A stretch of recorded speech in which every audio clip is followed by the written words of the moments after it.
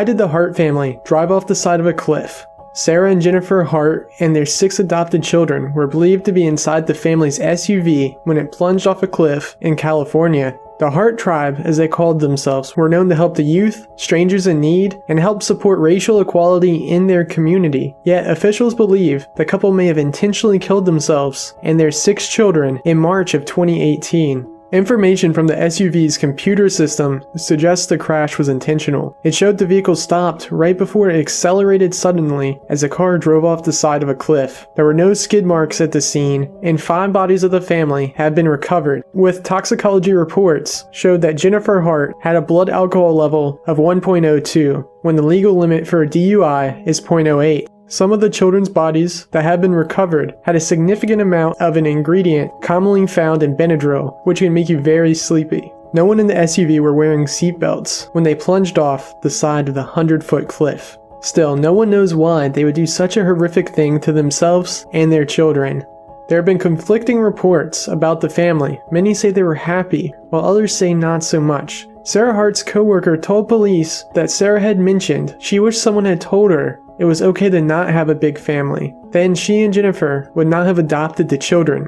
Sarah was charged with domestic assault and malicious punishment in 2010 after a teacher found a bruise on her 6-year-old daughter. Sarah pled guilty and was sentenced to 90 days in jail, but nothing else came of it. In 2013, the Department of Human Services in Oregon investigated the family after receiving reports of abuse and neglect to the couple's children when the family were living in Oregon. One person interviewed in the investigation said Jennifer appeared to be controlling in her relationship with Sarah, as well as manipulative and cold to her children. 3 days before the SUV crash was discovered, the Washington State Department of Social and Health Services received a call alleging that the Hart children appeared to be victims of abuse and neglect. One of the boys kept coming over to a neighbor's home and asking for food. He said his parents would sometimes stop feeding the children as a form of punishment. Yet this couple always appeared to be happy on social media, constantly posting pictures of their kids smiling all over the internet. They would share their family's hiking adventures and their arts and crafts online. Many of their friends were shocked when they heard the allegations the crash may have been intentional and the accusations of abuse and neglect. What do you think, strangers? Was this all a freak accident, or did something more sinister happen? In March, a bag full of 54 severed hands was found at a popular fishing place in Siberia, 20 miles from the Chinese border. Police have been unable to determine who any of the hands belonged to. Only one of the hands had any remaining usable fingerprints that helped determine who it belonged to. Medical bandages and hospital-style plastic shoe covers were found next to the bag of hands, leading some to think that the hands were removed from medical cadavers to help prevent identification of the illegal cadavers. The Russian government did announce that they thought the hands were illegally disposed of by nearby medical institutions. However, locals haven't reported seeing anything suspicious in the area and aren't quite sure where they actually came from. Another popular theory is that the hands may have been axed off as a form of punishment for theft. What would you do if you found a bag full of 54 severed human hands?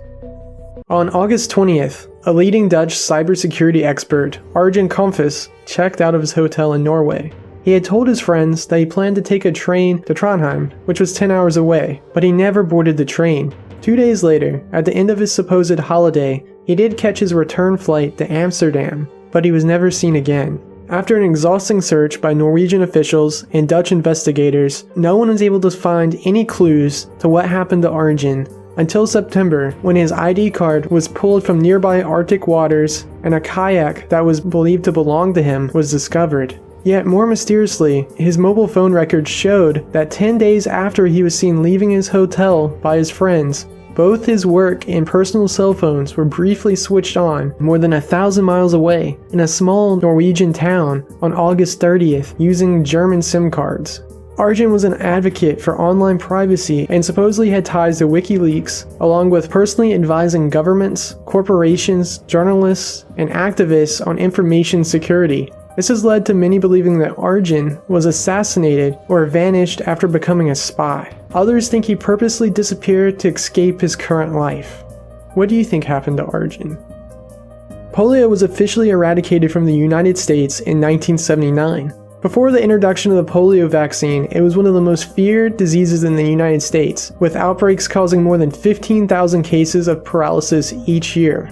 It is a highly infectious disease that can cause lifelong paralysis and can be deadly. In 2018, a mysterious polio-like illness sickened children in 46 states this year. The Centers of Disease Control and Prevention, the CDC, has confirmed at least 252 cases of this strange paralyzing sickness. The sickness begins with mild cold-like symptoms, but it quickly progresses to muscle weakness, facial and eyelid drooping, slurred speech, trouble swallowing, paralysis, and eventual respiratory failure. The CDC is referring to the illness as acute flaccid myelitis, or AFM. AFM isn't completely new. The CDC has been tracking it since 2014, but the fact that there's been so many new cases in 2018 implies that there's a serious contagion that spread across the country in 2018. Have you heard of anyone having this? There have been at least 2 confirmed cases in our home state of Virginia. Ming Hoichu is a Chinese politician who was the president of Interpol, the international police, from 2016 to 2018. He also served as the vice president of public security in China from 2004 to 2018. He disappeared in September after sending his wife an alarming text message that included a knife emoji and instructions to wait for his call. Or at least that's what his wife said supposedly happened. Chinese officials claim that they last heard from him in October when he supposedly resigned from his post and was detained by officials after being accused of taking bribes by the Chinese Anti-Corruption Authority. His arrest and the apparent lack of due process has raised questions about law enforcement tactics by the Chinese government. Ming's wife is now in the custody of Chinese authorities, still believes her husband is being politically persecuted by the ruling Chinese Communist Party. Others agree, saying Ming is one of the latest high-profile people targeted by the country's ongoing anti-corruption campaign. It has targeted thousands of people, including government officials, billionaires, and even A-list celebrities who have all mysteriously vanished this year. What do you think happened to Ming? Did he just walk out on his life? Was he detained by government officials? Did he accept bribes and not deserve his position? Who won the $1.5 billion Mega Million jackpot? In late October, the winning ticket to the second highest lottery drawing in US history was sold in a convenience store in Simpsonville, South Carolina, a small town with a population of only 22,000 people. Today, the lucky winner still remains anonymous.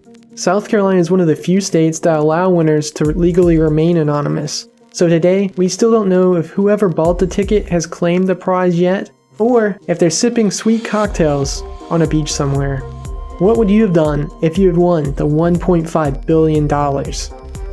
On October 30th, a skeleton was discovered under the basement of a home in Long Island, New York, 57 years after the man who lived there went missing. The skeleton shows blunt force trauma to the skull, and it's been confirmed that the skeleton belongs to the homeowner Michael Carroll's father, who disappeared in the 1960s. Some family members believe that George had run away and that he had returned to Korea. Others suggested he was killed and buried in the basement. The area was under construction at the time he went missing, and his wife, Dorothy, had never reported her husband as a missing person. She led her children to believe that George had abandoned his family and didn't love them anymore. Not long after George's disappearance, a man named Richard Darris moved into the family's home. He eventually married Dorothy, and they had a son together. Richard and Dorothy eventually divorced in the early 1980s. Michael purchased the home from his mother before her death in 1998. He added on to the home, but he couldn't stop thinking about what happened to his father. After hearing all those strange rumors that he could be buried in the basement of his family's own home, eventually caused Michael to consult a psychic and a team of paranormal investigators to see what happened to his father. Eventually not getting the results he wanted, Michael used ground-penetrating radar to analyze the basement floor to see if anything could be buried underneath. The reading indicated there was something strange directly 6 feet below the basement floor. Michael began excavating the basement of his house 3 years ago, but he had to constantly stop and start because he was afraid of destroying the foundation of his house, and he eventually had a stroke that caused him to stop the whole project until his 2 sons started helping him with the project and finished digging up the basement and discovered the remains of poor George. The discovery was a relief to the family, finally getting closure on what happened to their father. DNA tests confirmed that the skeleton belonged to George, and the police are now treating the investigation like a homicide, and still have no idea how George ended up under the basement. What do you think happened? What caused George to end up under the basement floor of his own home decades ago?